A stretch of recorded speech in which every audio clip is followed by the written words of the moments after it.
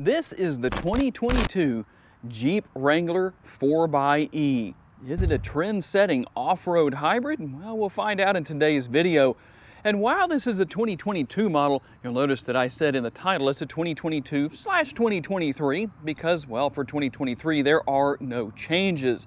So we're going to talk about this more than capable, tremendously customizable off-road hybrid Jeep. It is very capable of outrunning anything out there. It gets great gas mileage. It's capable of going around 20 miles on battery only, so in EV mode. And I tell you what, even at all of that, it still has the functionality and capabilities, if I can get that out of my mouth, of a regular Jeep. And I borrowed this Jeep Wrangler 4xE from my friends at Hebert's Town & Country. So if you're curious about it, may be interested in buying it, it does have a little over 3,000 miles on it. Obviously it is used, but as a 2022 model, you're basically buying a 2023. And you might wonder, well, how do I know that I'm looking at a 4xE and not just a regular 4x4? Well, here are a few giveaways. Number one, the blue tow hooks. Those are the hooks you'll use to pull out the Broncos when they get stuck, whether they're stuck in the mud or wherever they are. You won't have any trouble even with the hybrid powertrain. You can still pull these things out. The Jeep logo right here is not the only place where you'll find it, but the blue surround on the outside of the letters, and then obviously the blue Wrangler Unlimited logo right there. You also have the blue on the badging here on the side. And you know, one of the easiest ways, well, right here, the charge port. Since this is a plug-in hybrid, well, there's where you're gonna plug it in to charge it as a hybrid. That's very easy to get to. And also here on the rear, you're gonna have the logo. Let me make sure that I get away from having my shadow over that. The 4x right there and that blue E, and then another one of those blue tow hooks right there as well. Now, don't let this Jeep fool you. It is a typical Jeep. It has 11 inches of ground clearance. It can go through almost 3 feet of water. So that's very impressive. It has all of the typical protection as far as the underbody skid plates and all that good stuff. It even has what some say the reason for this on the grill here, these 7 openings right here, signifying that Jeep was the first ever vehicle to land on all 7 continents. I don't know for sure that that's true or not. It might be, it might not be. Tell me in the comments what you think. And here is what the remote is going to look like for this particular model. It does have the key, but it's not required to start the vehicle. So, in case you're curious about that, there is all of that. Obviously, you're gonna have the typical front end look of the Jeep, the nice round headlights, your blinkers right here, and daytime running lights. And if it looks like it's blinking on your screen, you can't make that happen. That's just part of my GoPro doing that with the shutter speed. Also, well, when you're out on the trail, obviously you're gonna need the fog lights. Everything is here that you would normally have. Now, let's talk a little bit about what you can expect to find under the hood with this being the hybrid powertrain. A very easy hood to open. There may be some people out there who have never seen a Jeep before, so you're gonna open the hood by releasing these latches on each side. There's no release on the inside of the interior. So if you're one of those people who maybe has never seen a Jeep before, and believe me, those kind of people probably do exist in this day and age, there we go. And then all we're gonna do is reach in here, and there is a release. I don't know if I can do this one-handed or not. Well, if you're wondering if I could lift it one-handed, well, I couldn't open it one-handed. I can lift it one-handed, but I had to put the camera down to put everything in place here. So what exactly do we have? So here it is, the combination of the 2-liter turbocharged 4-cylinder and the dual electric motors with the lithium-ion battery. On battery only, you can drive 21 miles. Horsepower comes out at 375 and 470 pounds-feet of torque, made it to an 8-speed automatic transmission. And that's the good news. A lot of the time when you have the hybrid powertrain, it has the CVT. Not in this case. And 400 miles worth of driving capability when you go between the gas and electric It will go a long way, that is for sure. And one interesting thing I wanted to show here, you don't see a lot of antennas anymore, but it's kind of necessary in this case, obviously, because you're not going to have the shark fin antenna up there on the roof, because the roof and the doors, everything is removable here, like I say, just like a typical Jeep. But I wanted to point something interesting out here. Look at the shape of this antenna. That's actually meant to help it to keep from being too aggressive in swaying back and forth when you're driving down the road in the wind, kind of like the old antennas of days gone by used to do when they were completely smooth and didn't have this particular design. So if you're curious to say, well, what happens if I need to charge my 4xE? Well, what are the time frames? Well, if you're low enough and you need a full charge, on a level 1 charger, you are looking at 12.5 hours. On a level 2 charger, you're looking at 2.5 hours.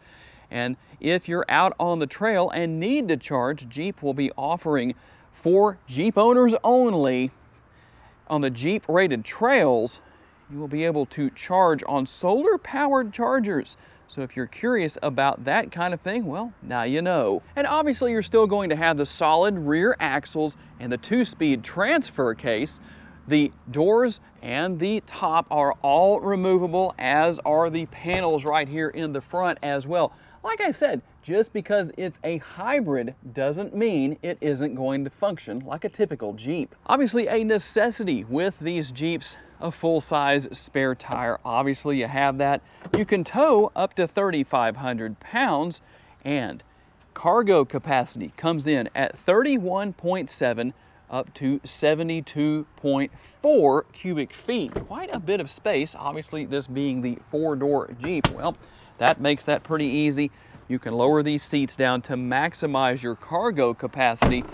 And something that's interesting here, the shape of the taillights. That's supposed to mimic the gas tanks that hung off of the Jeeps back in World War II. Something that's interesting. There's so many little interesting facts and features about all of this. Obviously, a lot of space down there for storage as well. You also have the 12-volt power outlet. That's going to come in very handy in a multitude of ways. And obviously, since these doors are removable while they're on, they do have some storage pockets right here, or storage kind of nets of sorts. You do have the storage pockets on the rear of the seats, and then the air conditioning vents right there. Here are the controls for lowering and raising the power windows.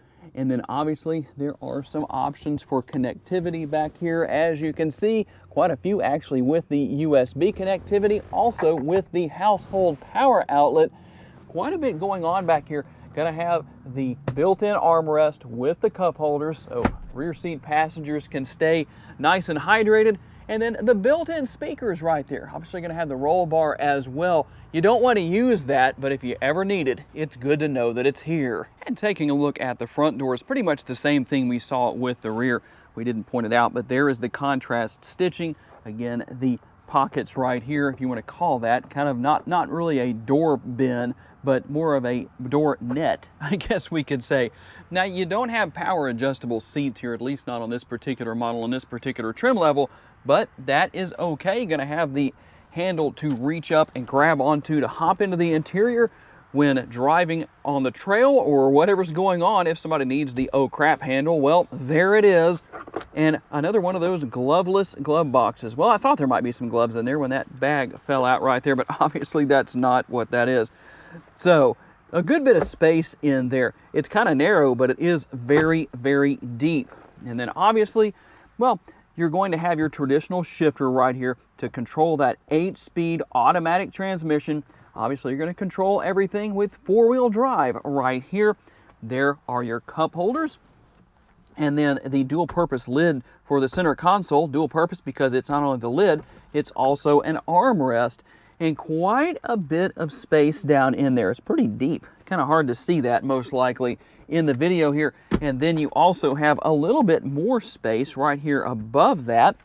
Also, as you would expect with removable doors, well, all the controls for the windows are found right here instead of on the doors themselves. You're going to have USB connectivity right here, an auxiliary connection right there, and then another 12-volt power outlet. So quite a bit in the way of connectivity. in the interior. And as far as the driver's side door goes, well, you're not going to find much here we didn't find on the other side, other than the controls here for those power mirrors, power door mirrors, power adjustable. Here are the controls for the headlights. You can turn your fog lights on and off with that button, or you can control the rest of the lighting on the vehicle with the switch right there and toggling that back and forth. When you do need to get gas, well, you can push that button right there, and obviously the gas door will open right there. Good news, you don't have the capless fuel fill, because I know some of you don't like that. So that's good news. Now, something else that's interesting right here, you have a couple of different options for driving. You've got hybrid, electric, and e-save. Pretty easy to figure out what is what right there. I would imagine a tilt and telescopically adjustable steering wheel. I'm gonna hop inside here. We'll close the door and hit the ignition here. Let's see what we do. If it starts off in EV mode, which it does, there you can see what comes up on the screen. A very nice looking balance here, I'd say, between the digital center and those analog gauges on either side. So that, you know, gives you a little bit of both, best of both worlds. If you like technology or you like old school, you kind of have that there. But you do have your fuel gauge right here, and you can see what's going on with your charge as well. So everything really nice here, looking good, easy to go through, a lot of information here. If you're curious to know about what's going on with your vehicle, well, obviously you can do that. There is so much there. I'm not going to go through everything, but I'm just doing that via the controls here on the left side of the steering wheel. Here's cruise control right there. The controls for your window wipers, obviously, and that seldom used blinker lever right there that a lot of you don't use when you're driving down the road. It's standard equipment on your vehicles, in case you were wondering. And then the center screen. Easy to use, easy to figure out.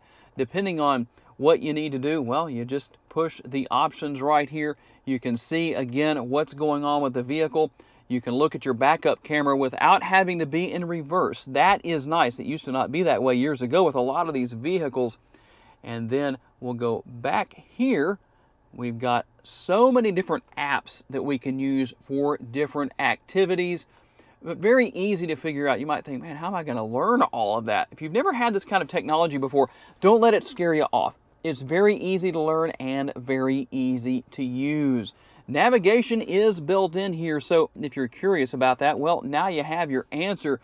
You have quite a few different options here as far as where to, what you can do there. You can X out of that and then go to the map if you just want to see that. It's a really nice system. Obviously, you can pair your phone here as well. We're not going to connect a phone today, but you can do that. And then you can go into settings and find quite a few different features that you can control and change and manage, and whatever you need to do, well, it's all here. It's all very easy to use and or learn. But obviously, the most important thing here, what is it like to drive this Jeep 4xE? Let's hop out on the road and find out. Just to give you an idea of what it sounds like here in the interior. So obviously we're out on the test drive. It's going to be a little noisy in here because, number one, well, it's a hybrid. So when it's in EV mode, full EV mode, well, obviously that's going to make a difference. Jeeps are known for having a little bit of road noise, wind noise, not a big deal. I think owners know that ahead of time, but what exactly is it like to drive a plug-in hybrid Jeep? Well, it has plenty of power, 375 horsepower, the 470 pound-feet of torque. It gets it down the road just fine. And I like the fact that you don't have a CVT here. There are some CVTs in the industry that are more well-behaved than others, but then some of them, well, not so much. So having that 8-speed automatic transmission here really makes a big difference as far as what it's like to drive this Jeep. It gets down the road, it's going to get down off-road and do what it needs to do everywhere you go. And so it's not lacking in any form or fashion. Obviously easy to see out of as well. One of the advantages of the angle of the windshield here is that it's just so easy to see out of, especially when it's raining, because the rain doesn't go in the same direction as it would on a sloped windshield. So that does make a difference. You might not think about that if you haven't had that experience before, haven't really paid attention, but it is what it is. And I wish I had video right now to show you what the antenna is not doing. It's not swaying back and forth like a crazy person in the wind, almost like it's, you know, on nitrous oxide and overloaded with energy or something like that. But anyway, very easy to drive, very enjoyable. Now, when it's in EV mode, it's going to go to what's called one-pedal driving. If you're curious about what that is, that's regenerative braking is what it is. And it basically is going to slow the vehicle down without you having to touch the brakes. But in case you're new to all of this, that doesn't mean that the brakes don't function in the conventional manner. You still can use the brake pedal. So just because it's in one-pedal driving, that doesn't mean the brakes work any differently than they would otherwise, but you will notice a difference in how the vehicle behaves. It almost feels like it's kind of bound up in a way until you get used to it and know what it's doing. And yes, the brake lights do come on when you take your foot off the pedal when that is in operation. So ultimately, it's just your typical Jeep. It's just going to get better gas mileage, and all of that kind of stuff is going to be there, those advantages.